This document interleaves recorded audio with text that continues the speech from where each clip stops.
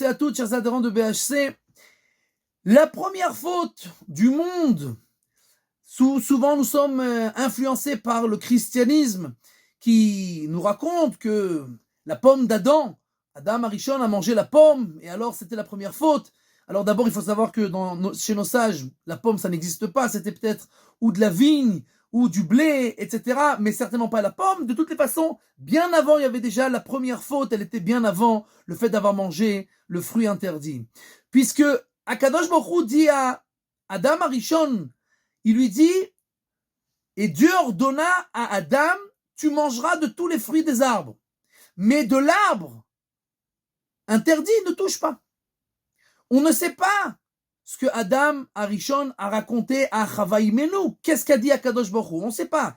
Dieu a parlé à Adam et Adam a raconté à Chava qu'est-ce que Dieu a dit.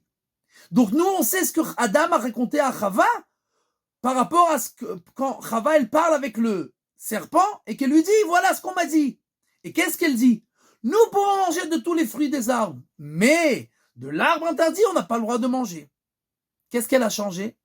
Elle a changé tout simplement que quand Akadosh Baruch Hu il dit à Adam, c'est quoi la Torah?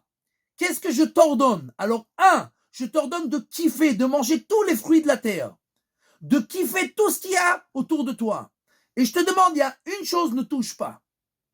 Vayetzav Hashem Elokim, Dieu ordonne à Adam Arishon, mange, prends du plaisir. Et une chose ne touche pas. Chava, elle raconte ce que Adam Arishon lui a dit, et Adam Arishon, il a pas raconter les choses comme il fallait. Et elle dit, on peut manger de tous les fruits de l'arbre. Pourquoi? Parce qu'il faut survivre.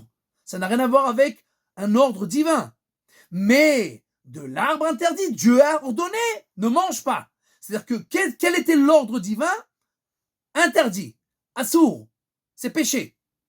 Et c'est pour ça que le serpent, il n'est pas venu chez Adam Arishon, parce qu'il savait que jamais il aurait pu le faire tomber. Il est venu seulement chez Chava, puisqu'il savait que elle pouvait tomber. Pourquoi? Parce que quelqu'un que sa Torah, sa religion, c'est tout est interdit, jamais il peut tenir le coup. Quelqu'un que sa religion, c'est fais-toi un kiff, toute la vie autour de toi, c'est un grand kiff, on te demande et on t'ordonne de kiffer. Et la Torah, elle est là pour donner le maximum de plaisir à l'homme dans ce monde-là. Et elle te dit que pour avoir du plaisir, il faut certaines choses interdire.